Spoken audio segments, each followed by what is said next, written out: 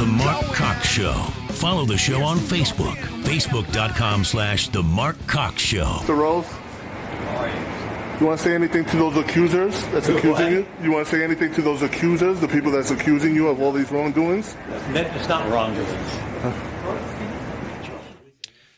So we've actually heard from Charlie Rose for the first time since all of this broke, the former CBS morning anchor, because he was fired this morning, saying that it's not wrongdoings. You've been accused of wrongdoings.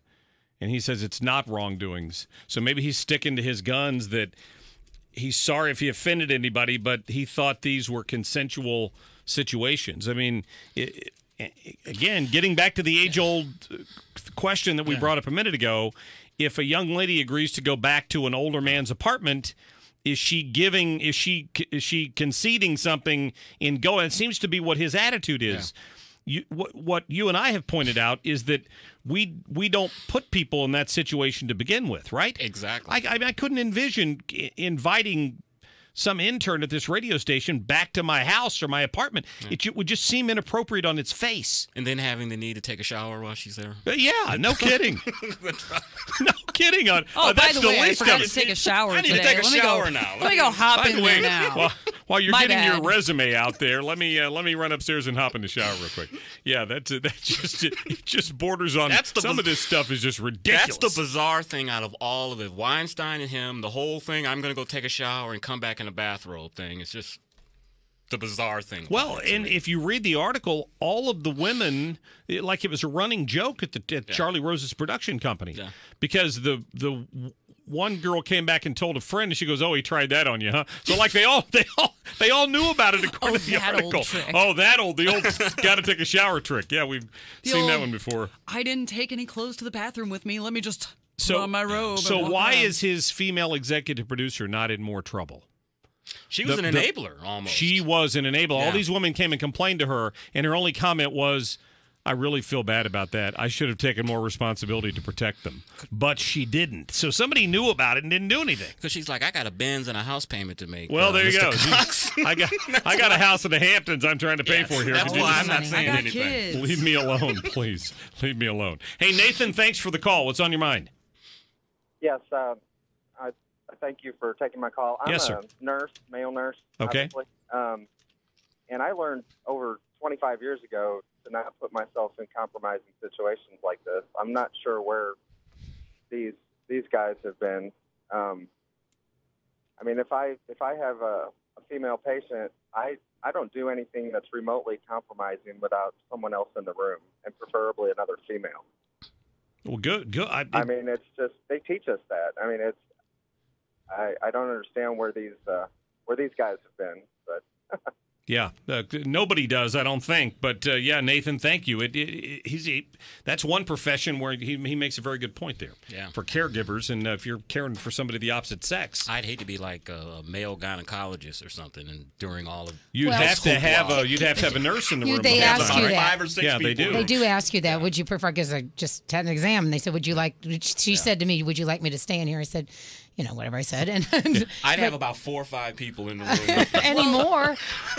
Whenever an officer pulls you over, if it's a male officer pulling over a female, they will call in a female officer to search you so that they don't have any conflict. Same thing with TSA as well. Right. So, like people take those precautions. It's just, it seems silly that other people wouldn't. Is this from experience, Liz? No. Oh, okay. No. You sounded like an authority there. Her halo is glowing. So I've heard. Chris, yesterday I'm talking about Roy Moore on here, and I'd made my point that, again, to be clear, I'm not drawing a conclusion of guilt or innocence. The allegations against him certainly don't sound good, but I don't know that he's guilty of anything. These women could very well, it could be just all coincidental that all these people have come together at the same time. What I said was he should step down from the nomination, suggest a write-in candidate to take his place so that a Republican can hold that seat. That simple. End of discussion. I said he should do it for his party and his country and not himself. And you took issue with me on that. Well, I didn't exactly take issue. As I said before, I think this is an issue that Roy Moore and the citizens of Alabama should decide should he go to the Senate.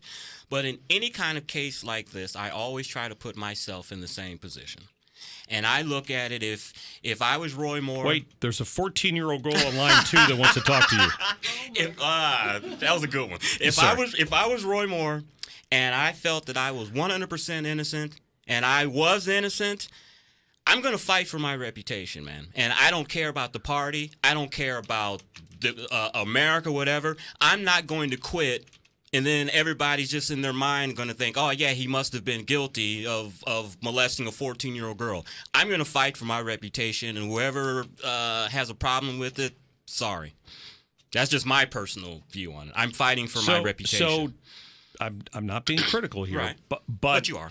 But I am. What's at stake here is the 52 votes in the United States Senate, right?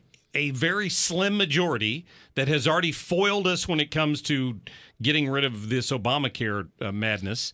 And if we lose this seat, we've got a one vote, an even slimmer majority, increasing the likelihood that we get zero done, though we control both houses, the House, Senate, and presidency. You're going to take that responsibility on your shoulders just because somebody's wrongfully accused you of something. You know, here my point is, let him step down and take him to court. Yeah. Sue them all for libel or slander. I don't care what he does, but come back and run in a year when the seat opens up again. Clear your name and come back and run in a year. Control of Congress switches back and forth between Republicans and Democrats constantly. But once you lose your reputation, where do you go to get that back? Well, I don't know the answer to that. But it doesn't change. It doesn't change my answer. I know. I just think that he can't. But this is Roy Moore's attitude toward this. Can I just tell you that? Always remember, if you ain't first, you're last. Yes. Sorry. I'm sorry. But Victoria, yes. I mean, what would you, if someone's accusing you and you know you didn't do it, would you forsake your reputation for the good of the party in America? No. My reputation is everything. Your character? Although we kind of forgot about that with Bill Clinton, didn't we? Yeah, you think so? All right, that's two against you, Mark. Liz? You should have seen the phone bank yesterday. Most of the phone bank was against me, too. Well, it's like you're condoning I see it pedophilia. from both sides. I see it from both sides, but I think that both of you are right in that he wants to keep his reputation. Yeah. And if he wants to keep his reputation, step down for now, let a write-in candidate come in, go fight it in court. And I understand that things go back and forth a lot, but come back, because I think if you can do that, people can see you're really concerned about the party, you're really concerned about the people. But on the other hand, it's like the president has said or the White House has said, it's up to the people of Alabama to decide that. But the timing has made it more of a controversy. Yes. So. Oh, yeah. There's no way to litigate this, either in a court of law or the court of public opinion before Election Day, December 12th. And I'm going to tell you this. I don't believe these polls. The polls that they're showing that the other guy has a big lead over Moore, these are likely voters. These are people that register to come out to every election. In a controversial election like this that's very publicized, you're going to have people coming out of the woodwork to come out and vote. And if Roy Moore can gin up these evangelicals and these people to come out to vote, he can win. I don't believe the polls. You've participated in enough campaigns. Maybe you can answer this. Somebody had a story the other day, it might have been Jim Hoft over at the Gateway Pundit, talking about the fact that if you look at how these polls were done, the ones that show more behind now, they were polled at like 51% of the people polled were Republicans and 48% of the people polled were Democrats. In a district in a state that Donald Trump won by 24, 25 points. Yeah. So it pretty obviously, if you're polling an equal number of Democrats and Republicans, how's the outcome going to be reflective of the voting public? Well, what I think they're trying to poll is Republicans that have left Roy Moore's support, and they're lumping them in that, and they're making the Democratic percentage higher because some Republicans are going to naturally leave him. He's not going to keep everybody. So that's how I would explain it, the way they're doing, why it's like that. Maybe. I guess that's possible. Tim, thanks for holding on. You're on the phone with Mark and Chris. Hey, how you doing? Hey, good. Couple things. I told the caller, I think, I was listening to you talk about Charlie Rose. In his time, I can remember in that when he was growing up in that time, if you asked a young lady to your apartment and she said yes, that was kind of a say, okay, I'm interested. And I likened it to nowadays. If you call a young lady at 1 o'clock in the morning and say, hey, can I come over? And she says, okay, both of you already understand what's going to happen. Yeah, that's a BC.